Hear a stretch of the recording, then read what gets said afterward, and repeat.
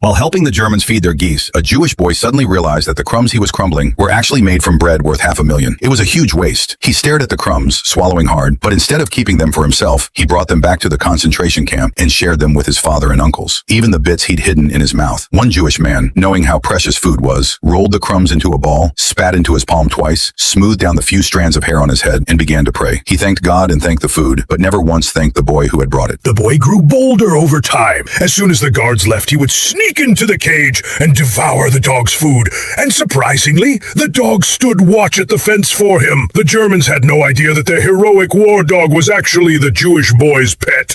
One night, the German shepherd noticed that a cigarette butt tossed onto the electric fence by an officer had no reaction, meaning the wires had no current. The dog remembered this weakness. Meanwhile, the boy kept stealing scraps of food after feeding the livestock. But one night, disaster struck. During a surprise inspection, the Germans found a stash of breadcrumbs in his pocket. Undeniable evidence. The boy turned pale. He knew exactly what was coming. So before facing death, he told them the truth. "I was not taking care of your dog, but my dog. His name is Caleb." He confessed the German shepherd was actually a Jewish dog. The soldier was shaken. Enraged, he loaded his pistol and aimed at the boy, ready to execute him on the spot. But just then, someone struck from behind. The soldier collapsed. It was the boy's father. Tonight was their planned escape. Before leaving, the boy took the German shepherd with him. The dog refused to leave his side, perhaps worried about the boy's safety. In the end, with the boy urging him to go, the dog chose to escape with him. Back in the camp, the other Jewish prisoners were also fleeing,